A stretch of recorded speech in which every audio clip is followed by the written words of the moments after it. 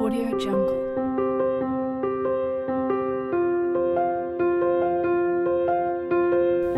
Well, I was an obsessive professional actress for many years. And I lived in New York, I lived in LA, and I beat my head against the wall over and over and over again, trying to come through under pressure, right? In auditions, in interview scenarios. You know, if you are an actor, the only way you're going to get work is if you can audition well. And you know, the rest of it, the work is easy compared to the process of getting the work. And that involved having to come through with a lot of eyeballs on you in very highly pressurized scenarios. And I used to freeze like you wouldn't believe. My first Broadway audition, by the time I got to the stage, big Broadway house, you know, Broadway, just like I pictured it, you know. My knees were knocking, I was so scared. And I was so shut down. I was like this, and I marched out onto that stage, and somehow I got through the song that I'd prepared, but when I got to the very end of the song, this note came out of my mouth, squeezed out of me, I swear to God, by the tension in my body, squeezed out of me.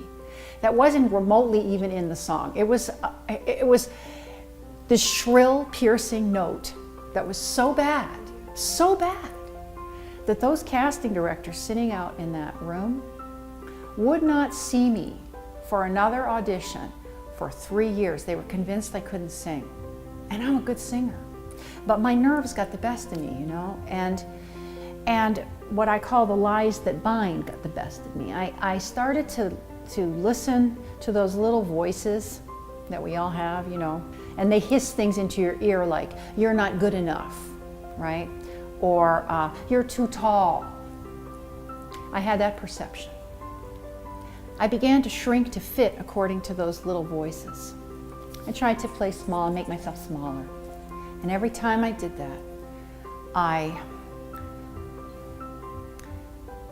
didn't let whoever was auditioning me, see what I really had. I didn't bring the best of me to those moments. And most of the time I didn't get the job as a result. You know, as a keynote speaker, it's my job to do my homework with regard to my audience.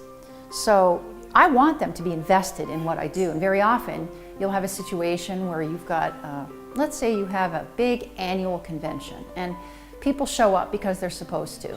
They may not even really want to be in the room, or they've been told they need to be in the room. And so I have to be able to hold their attention. First of all, I need to know who they are, so I do my homework. You know, I do a lot of research. I like to talk to people. I like to find out what's stopping them from bringing their best selves to their work and their words. I like to find out what they're doing well, so I can celebrate that as well. I like to find out what drives them, so that they can reconnect to that as well. It's all of a piece. And I like to find out who the key players are. I like to talk to them if I can, because they can help me understand the inner workings of that company. And I can then customize my presentation to them. But all that work being done, it's not the be-all end-all. I can have done a massive amount of homework, but if I'm not present and accounted for up there in front of them and really connected with them, I won't know if what I'm saying is landing. I am, because of my history as an actor, I'm highly interactive as a presenter. I really like that connection between audience members and myself. So I spend a lot of time thinking of ways to help points land in a way that wake my audience up, that elicit an aha response from them. I am constantly trying to reach over that gap between myself and the audience, psychically, if you will, but there's all kinds of other ways of doing it, so that we have a continuous, what I like to call a figure eight of energy happening, going back and forth between us. The very same thing I'm trying to get my clients to maintain with their audiences. It's my job. And I love it that it's my job and it's my challenge to overcome, to maintain that connection and make sure that my audience is with me. And I know they are when they're talking back and they're laughing, and they're teasing one another. And someone blurts something out in the middle of what I'm saying. I love those moments because then magic happens.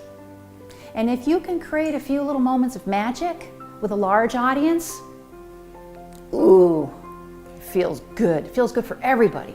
Everybody feels that magic and is lifted up by it.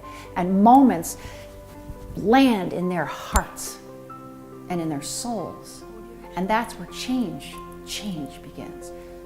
I want people to think of me and to remember me as being the woman who passionately urged them to embrace what they are here to do fully with both hands, and then to step forward with it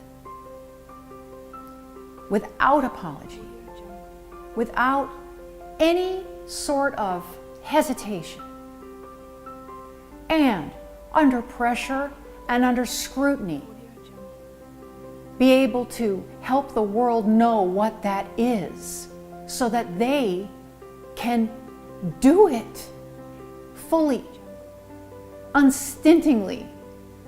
I want people to think, Eleni, she was the one that I went to who gave me a shot of confidence and the ability to stand in what I know is right for me and then find the words to express it. And by doing that, it changed my life, it changed my work, it changed my relationships, and it made me the person that I was meant to be.